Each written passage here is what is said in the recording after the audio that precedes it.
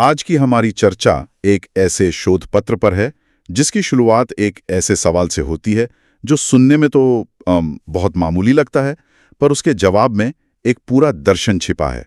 मेथी अन्न है या सब्जी? और मजेदार बात यह है कि ये सवाल इंसानों से नहीं बल्कि दुनिया की सबसे एडवांस्ड एआई से पूछा गया। जब गूगल जेमिनी और चैट जीपीटी से पूछा गया कि क्या उपवास में मेथी खा सकते हैं, तो एक ने कहा हाँ और दूसरे ने कहा नहीं।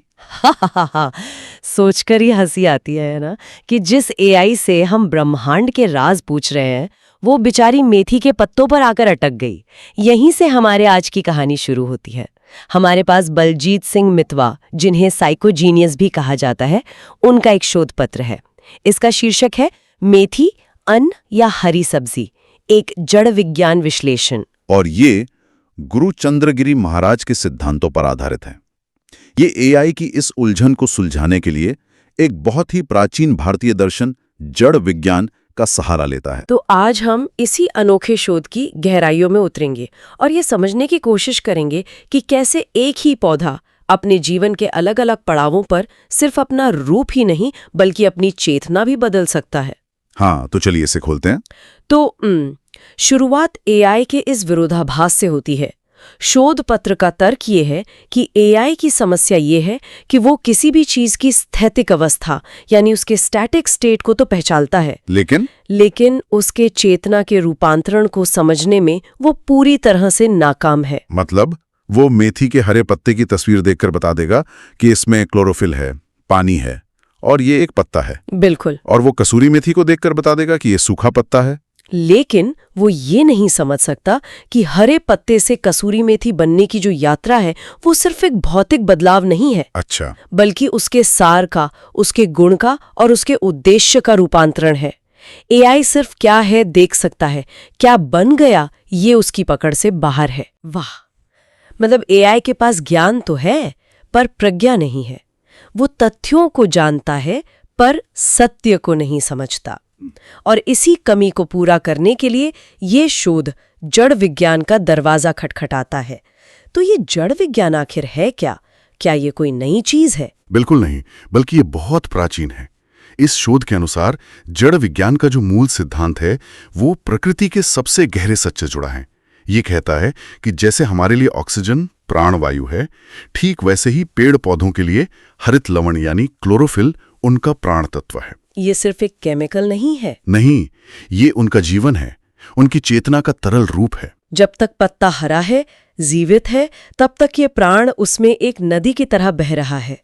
ये तो बहुत खूबसूरत सोच है। और इसी सोच से अन्न और शाक का भेद खुलता है, जो इस शोध का क्या कहते हैं केंद्रीय बिंदु है। जड़ विज्ञान कहता है कि जब तक ये प्राण यानी खनिज लवण जलीय रूप में मौजूद है, पत्तों के रस में घुला हुआ है, तब तक वो शाक है, मतलब एक सब्जी। और इसका स्वभाव कैसा है? इसका स्वभाव शीतल है। ये शरीर में जाकर सफाई और शुद्धि का काम करता है। एक मिनट, यहाँ मुझे एक सवाल पूछना है। क्या ये सिर्फ सामान्य विज्ञान नहीं है? मतलब पत्तों में पानी होता है, सूखने पर पानी उड़ जाता है और खनिज बच जाते हैं। इसमें चेतना का रूपांतरण जैसी इतनी बड़ी बात कहाँ से आ गई? बहुत अच्छा सवाल है। भौतिक स्तर पे आप बिल्कुल सही हैं। ये साधारण केमिस्ट्री है, लेकिन जड़ विज्ञान का तर्क ये है कि यह सिर्फ पानी का हटना नहीं है, यह उस पौधे के उद्देश्य का बदलना है। उद्देश्य का बदलना कैसे? जब तक वो हरा है, उसका उद्देश्य जीवन की प्रक्रिया को चलाना है, ऊर्जा बनाना है, शुद्धि करना है। लेकिन जब वो सूख जाता है तो उसका उद्देश्य बदल जाता है। अब वो प्रक्रिया नहीं बल्कि संग्रहित ऊर्जा का स्रोत बन जाता है। वो अन्न के गुण धारण कर लेता है। वाह, ये तो ऐसा है जैसे एक बहती हुई नदी और एक बांध में जमा पानी है, दोनों पानी ही, लेकिन एक का काम गति देना है और दूसरे का शक्ति को सहेज कर रखना। तो ताजी हरी मेथी एक बहती हुई नदी है और सूखी कसूरी मेथी उस बांध का ठहरा हुआ पानी। बिल्कुल सही रूपक है। हरी अवस्था में वनस्पति जीवन देने वाली ऊर्जा है, जबकि सूखी अवस्था में वो ऊर्जा का भंडार है, ठीक अनाज के दानों की तरह। एक में जीवन का प्रवाह है और दूसरे में जीवन की संग्रहित शक्ति। और शोध पत्र कहता है कि ये नियम सिर्फ मेथी पर नहीं बल्कि पालक, धनिया, पुदीना, सभी पत्तेदार सब्जियों पर लागू होता है। ये तो सोचने का पूरा नजरिया ही बदल देता है। इसका मतलब है कि मेथी एक ही पौधा होते हुए भी दो अलग अलग पहचान रखती है।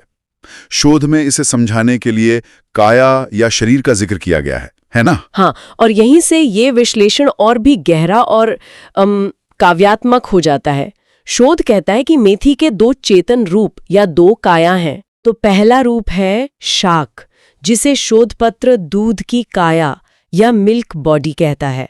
ये नाम ही कितना सुंदर है, जैसे एक बच्चे के लिए दूध होता है, बिल्कुल वैसा ही कोमल, सुपाच्य और पोषण देने वाला। सही बात है। यह ताजी हरी मेथी है जो अपनी प्राथमिक चेतना में है। इसका काम है शरीर को शुद्धि देना, डिटॉक्सिफाई करना। और यही इसे इतना गहरा बनाता है। ये सिर्फ एक पौधा नहीं है, ये अपने जीवन के पहले चरण में है। इसका स्वभाव जलीय है, कोमल है, लेकिन फिर इसका एक दूसरा बिल्कुल अलग रूप सामने आता है जब ये कह सकते हैं कि बड़ा हो जाता है, परिपक्व हो जाता है। ठीक है, तो ताजी मेथी दूध की काया है, यानी शुद्ध करने वाली। लेकिन जब हम कसूरी मेथी के बारे में सोचते हैं तो उसका एहसास बिल्कुल अलग होता है। वो भारी है, उसका स्वाद गहरा है, उसकी खुशबू तीखी है। शोध इस बदलाव को कैसे समझाता है?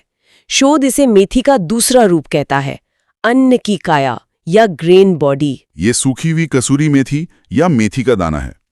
इस अवस्था में जल तत्व यानी उसकी कोमलता और शीतलता पूरी तरह खत्म हो जाती है। और खनिजों का क्या होता है? अब जो खनिज लवण बचे हैं वे इतने सघन हो जाते हैं कि वो बीज ऊर्जा का रूप ले लेते हैं, यानी ठीक वैसी भारी और ताकत देने वाली ऊर्जा जो हमें अनाज के दानों से मिलती है। तो एक ही पौधे के दो अलग अलग उद्देश्य हो गए, सिर्फ उसकी अवस्था के आधार पर। एक है शरीर की सफाई करने वाला डॉक्टर और दूसरा है शरीर को ताकत देने वाला पहलवान। हाँ बिल्कुल, एक अवस्था जीवन की प्रक्रिया है और दूसरी अवस्था जीवन का सार। ताजी मेथी में तरल प्राण है जो जीवन का संचार करता है। सूखने पर वही प्राण सघन ऊर्जा में बदल जाता है जो शरीर को पोषण और शक्ति देता है। ठीक वैसे ही जैसे किसी बीज में पूरे पेड़ की ऊर्जा छिपी होती है। ये कमाल की बात है। और मुझे लगता है कि इसी सार को समझने के लिए शोध में शाक और भाजी के बीच एक बहुत जरूरी फर्क बताया गया है, जिसे हम अपनी रसोई में अक्सर नजरअंदाज कर देते हैं। हम तो दोनों शब्दों का इस्तेमाल एक ही मतलब के लिए कर लेते हैं। हमेशा करते हैं। आज मेथी की भाजी बनाते हैं, हम यही कहते हैं। लेकिन जड़ विज्ञान के अनुसार शाक और भाजी में जमीन आसमान का अंतर है। कैसे? शोध के अनुसार शाक प्रकृति का मूल कच्चा रूप है, असंस्कारित, अनप्रोसेस्ड। ये पौधे की वो अवस्था है जब वो सीधे प्रकृति से जुड़ा हुआ है, शीतल और सात्विक है। लेकिन भाजी एक संसाधित यानी प्रोसेस्ड व्यंजन है। और ये प्रसंस्करण, ये प्रोसेसिंग कैसे होती है? आग और मसालों के संस्कार से। शोध में भाजना शब्द पर खास जोर दिया गया है, जिसका मतलब है भूनना या पकाना। ये प्रक्रिया शाक के तरल प्राण को, उसके जलीय गुण को सुखाकर उसे अन्नवत यानी अन्न जैसा बना देती है। मतलब जब हम ताजी मेथी को तेल और मसालों के साथ कढ़ाई में डालकर तेज आंच पर पकाते हैं तो हम सिर्फ उसका स्वाद नहीं बदल रहे, हम उसके मूल स्वभाव को बदल रहे हैं। उसके शाक वाले गुण को खत्म करके उसे अन्न के करीब ला रहे हैं। बिल्कुल। और ये एक बहुत महत्वपूर्ण सवाल उठाता है जो शोध पत्र सामने रखता है। क्या पकाने की प्रक्रिया भोजन के केवल स्वाद और बनावट को बदलती है या उसके मौलिक गुणों को भी? और इस शोध के अनुसार अग्नि का संस्कार उसके रूप और चेतना दोनों को बदल सकता है। यह आयुर्वेद के संस्कार के सिद्धांत से काफी मिलता जुलता है। जैसे शहद को गर्म करने पर वह विष के समान हो जाता है। हाँ, उसी तरह। ये तो बहुत ही गहरा विचार है। मतलब हमारी रसोई एक प्रयोगशाला है जहाँ हर रोज रूपांतरण हो रहे हैं। इस जटिल विचार को और आसानी से समझाने के लिए शोध पत्र में वो दूध अन्न काया वाला रूपक फिर से आता है ना? हाँ, और वो इस पूरी पहेली को एक साथ जोड़ देता है। ये सिद्धांत इंसान और वनस्पति के विकास की सीधी तुलना करता है, जो बहुत आकर्षक है। ये कहता है कि जैसे एक नवजात शिशु के लिए दूध ही उसका प्राथमिक पोषण है, जो तरल, कोमल और सुपाच्य होता है, बिल्कुल वैसी ताजी मेथी अपने दृढ़ प्राण यानी लिक्विड लाइफ की अवस्था में है। ये उसकी दूध की काया है। ये शुरुआती सात्विक पोषण है। और फिर जैसे जैसे बच्चा बड़ा होता है वो ठोस अन्न खाना शुरू करता है, जो उसे दौड़ने, भागने और बढ़ने के लिए सघन ऊर्जा देता है। वैसे ही मेथी सूख कर अपनी अन्न काया प्रकट करती है। यह उसका दूसरा परिपक्व रूप है, जो संग्रहित शक्ति और ऊर्जा का प्रतीक है। यह रूपक चेतना के रूपांतरण के विचार को इतना सहज बना देता है। यह दिखाता है कि पोषण का रूप जीवन के चरण के साथ कैसे बदलता है, चाहे वो इंसान हो या पौधा। सही बात है। दूध की अवस्था प्रवाह और कोमलता का प्रतीक है, जबकि अन्न की अवस्था स्थिरता और शक्ति का। और मेथी इन दोनों अवस्थाओं से होकर गुजरती है। और यह हमें याद दिलाता है कि किसी भी चीज को समझने के लिए हमें सिर्फ यह नहीं देखना चाहिए कि वो क्या है, बल्कि यह भी देखना चाहिए कि वो किस अवस्था में है। हाँ, बिल्कुल। तो इस सब का क्या मतलब है? इतनी गहरी फिलॉसफी के बाद अब वापस आते हैं उस मूल सवाल पर जहां से ये सब शुरू हुआ था। क्या व्रत में मेथी खा सकते हैं? आखिरकार एआई की उलझन का हल क्या निकला? हाँ, सारी चर्चा इसी एक व्यवहारिक प्रश्न पर आकर टिक जाती है। और यहाँ शोध पत्र एक बहुत ही दिलचस्प मनोवैज्ञानिक मोड़ लेता है। अच्छा, वो क्या है? ये कहता है कि उपवास शरीर से ज्यादा भाव यानी इरादे का विषय है। ये सिर्फ पेट खाली रखने की क्रिया नहीं है, बल्कि मन और चेतना को साधने की एक प्रक्रिया है। ये सिर्फ क्या नहीं खाना है इसके बारे में नहीं है, बल्कि क्या महसूस करना है इसके बारे में भी है। तो इसका जवाब सीधा हाँ या नहीं में नहीं है। नहीं, ये उससे कहीं ज्यादा सूक्ष्म है। निष्कर्ष ये है कि अगर किसी साधक ने उपवास के दौरान अनजाने में ताजी मेथी, जो कि शाक है, हाँ। का सेवन कर लिया, तो उसका व्रत भंग नहीं होता। और इसके पीछे का तर्क क्या है? सिर्फ ये कि वो शाक है, अन्न नहीं। दोष नहीं है। उपवास में अन्न इसलिए वर्जित माना जाता है क्योंकि वो भारी होता है, पचाने में ऊर्जा लेता है, शरीर में आलस्य लाता है और चेतना को स्थूल बनाता है। और ताजी मेथी? ताजी मेथी अपनी दूध की काया में इसके ठीक विपरीत है। वो हल्की है और शुद्ध करने वाली है। और दूसरा? मनोवैज्ञानिक तर्क। दूसरा तर्क भाव से जुड़ा है। शोध कहता है कि सबसे महत्वपूर्ण बात यह है कि साधक के अवचेतन मन में अन्न खाने का लोभ या इरादा नहीं था। वो अन्न के स्वाद या उससे मिलने वाले तृप्ति की इच्छा नहीं कर रहा था। इसलिए क्योंकि उसका भाव शुद्ध था, उसकी चेतना अशुद्ध नहीं हुई। व्रत का असली मकसद, जो चेतना को साधना है, वो पूरा हुआ। ये तो कर्म और इरादे के सिद्धांत को सीधे भोजन से जोड़ता है। मतलब आप क्या खाते हैं ये उतना महत्वपूर्ण नहीं है जितना कि आप किस भाव से खाते हैं। उसने जो खाया वो तकनीकी रूप से शाक था, इसलिए आध्यात्मिक दृष्टि से कोई दोष नहीं लगा। ये बहुत ही सूक्ष्म लेकिन गहरा विश्लेषण है। तो बलजीत सिंह मितवा का ये जड़ विज्ञान सिद्धांत आखिरकार ये स्थापित करता है कि सत्य केवल भौतिक स्वरूप में नहीं, बल्कि अवस्था और चेतना में भी छिपा होता है।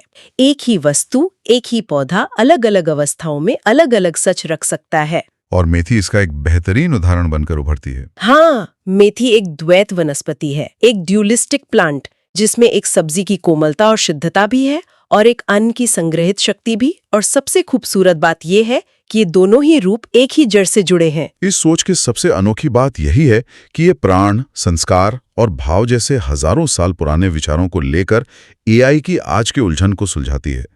ये पुराने ज्ञान को नई चाबी से खोलने जैसा है। ये हमें याद दिलाता है कि सच्चा ज्ञान सिर्फ डेटा पॉइंट्स में नहीं होता है, जिसे शायद एआई कभी हासिल न कर पाए। सही कहा। अंत में एक विचार छोड़ जाते हैं। अगर इस शोध पत्र के अनुसार पकाने की प्रक्रिया यानी भाजना एक सब्जी के मौलिक स्वभाव को बदलकर उसे अन्न जैसा बना सकती है, तो हमारी रसोई में हर रोज ऐसे और कौन से रूपांतरण हो रहे हैं जिन पर हमारा ध्यान ही नहीं जाता? क्या भोजन पर किया गया संस्कार, चाहे वो आग का हो, मसालों का हो या हमारे बनाने के भाव का हो, सिर्फ उसके स्वाद और रूप को बदलता है या उस ऊर्जा को भी बदल देता है जिसे हम ग्रहण करते हैं और जो हमारे शरीर और चेतना का हिस्सा बनती है? इस बारे में सोचिएगा जरूर।